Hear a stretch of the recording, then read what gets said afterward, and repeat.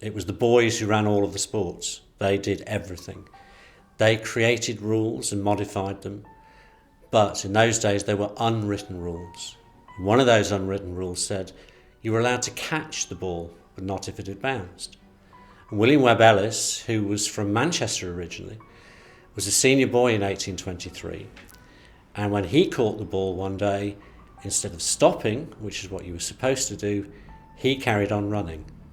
And although it wasn't taken up immediately, it was eventually to become the distinctive feature of the rugby game.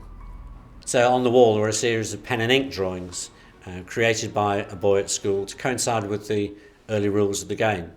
And they very clearly show just what the games were like in the mid-19th century. The large number of boys on the pitch. You can see quite clearly the games kit, the white flannel trousers and white flannel shirt. You can see the caps. When you scored a try, another word that was created at Rugby School, it didn't score you any points. All it did was to allow you a try at kicking a goal. And to kick a goal, you obviously have to kick over the crossbar because the goal is actually full of boys. In 1845, 3 boys were charged by the ruling body of the game, the Big Side Levee, to create the very first written code of the sport of rugby football. Well, we're very, very pleased that the World Cup has come back to England again.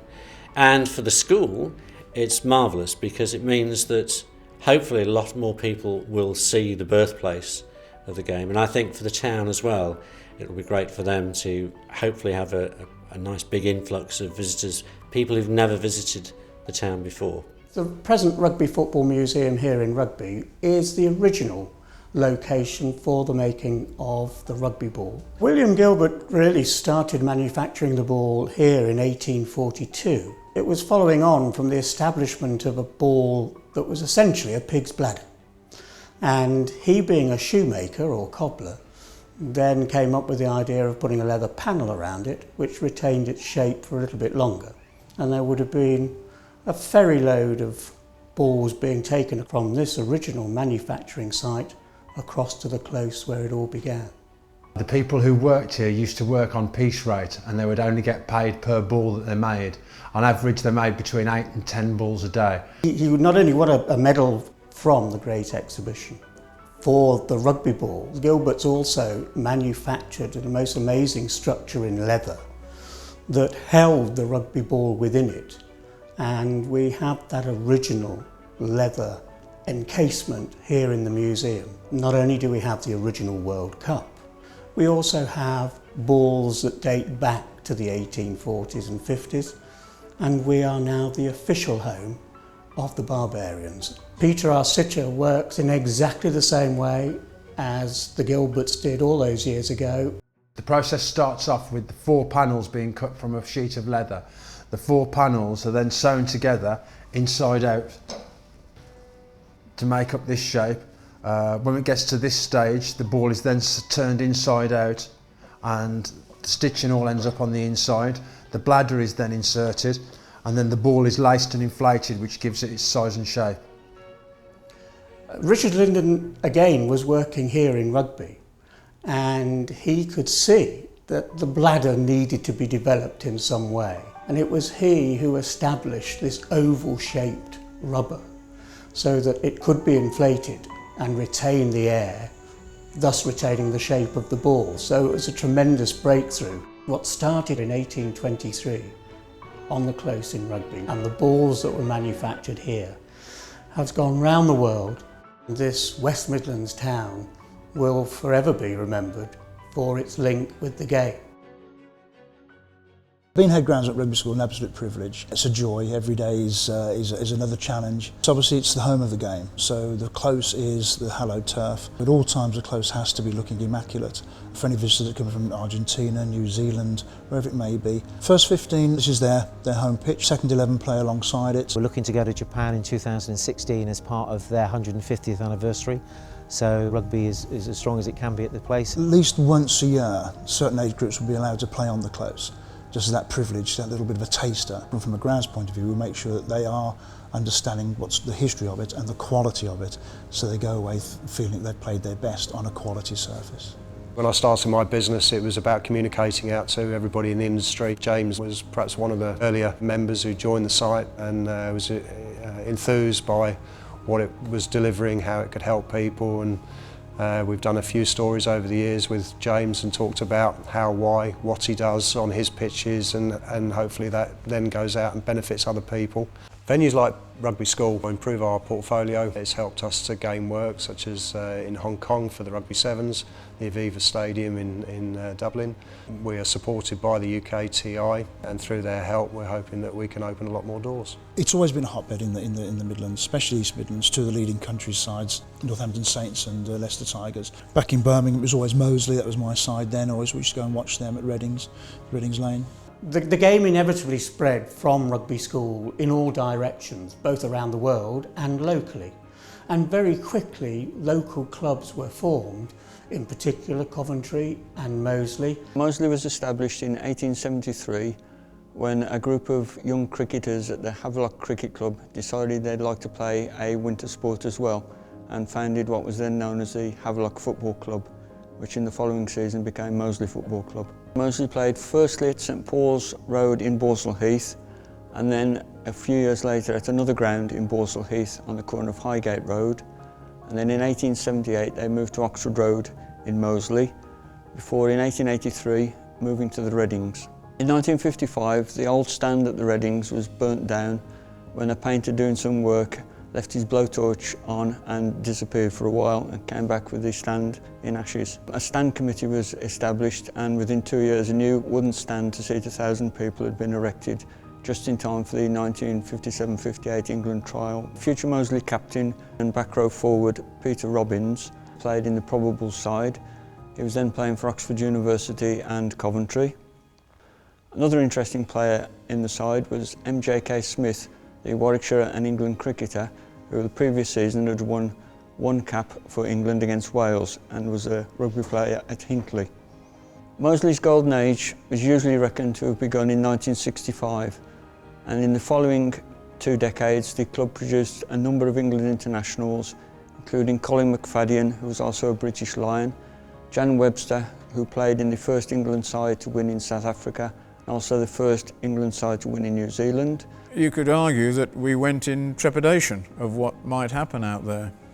But as fairy tales go, you go on a tour, you're with a good set of lads, you blend, you have fun, you train hard, you play hard, and I won't say you party hard, but in those days you were allowed a little bit more freedom than you are now, and it all gelled.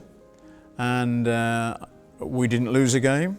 We only drew one, and the last game was the one-off test, and surprise, surprise, we beat South Africa. Sam Doble, originally from Wolverhampton, played as a fullback for Moseley and was a world record point scorer, who in one season scored 581 points. In the rarefied atmosphere of Johannesburg, he was booting the ball seriously 60, 70, 80 yards, and it was just he'd got size, whatever feet.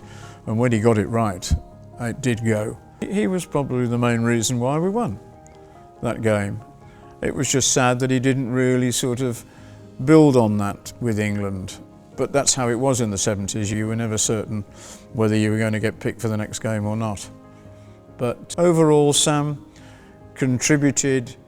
He could have contributed a lot more to England, but he contributed hugely to Moseley and Staffordshire.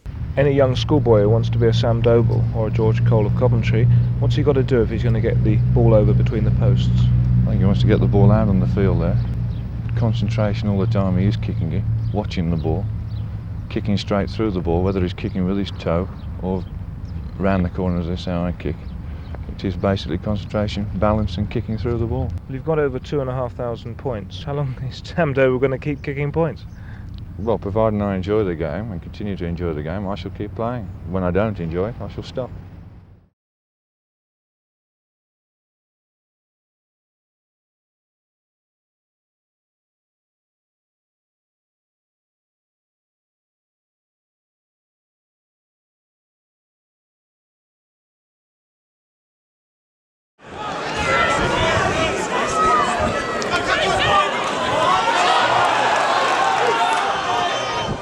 The last game of the season was Plymouth. It was one that we had to win. The lads showed great character and belief and just all-round sort of togetherness really to come back and beat them 29-0. To have 2,300 people in the ground, you know, as our largest crowd of the season, you know, it's a fantastic atmosphere.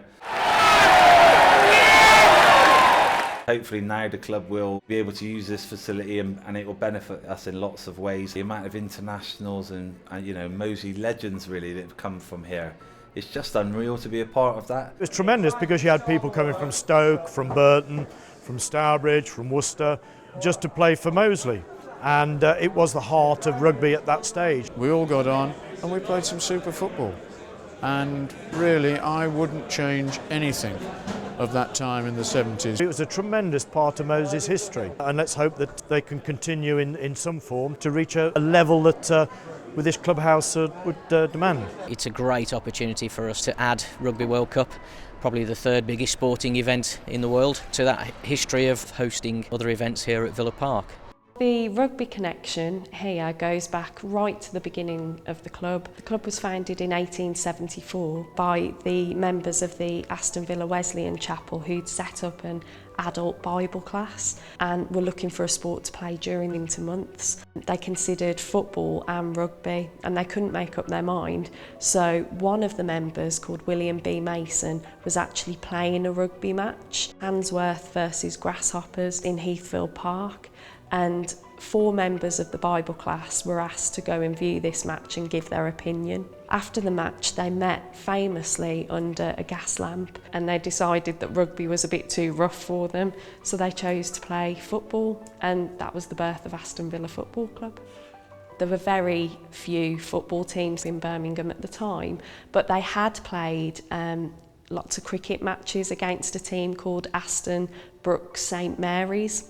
And they had rugby teams set up. So the only way they could set up a match was to have half football rules and half rugby rules. The first half was played rugby with an oval ball and the second half was played with a football. They had to play 15 aside. There were 7 forwards. After the first half, just tied, no score. The second half was a bit more successful and Jack Hughes scored Villa's first ever football goal. We've had many different touring sides from around the world, notably New Zealand, South Africa, Australia. There are at least 10 matches reported on. The All Blacks came to us in 1924 on their world tour and they played a North Midlands side here at the ground. Our club programmes, the Villa News and Record reports on this. There's lots of excitement in the build-up to the match and getting people involved to see rugby for a change. That match ended up with an attendance of 17,000 people.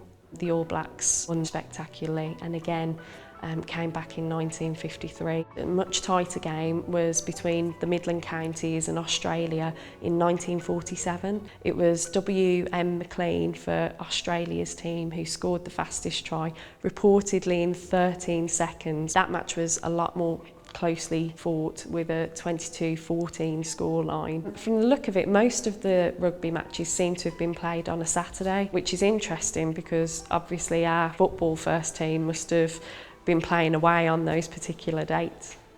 To have rugby come back to Villa Park after all those years is fantastic. Once we've got the foundations in for the rugby post and we have the operational know-how on how to stage a rugby game, then hopefully that will give us the opportunity in the future of capitalising on inviting the rugby community back for other rugby matches.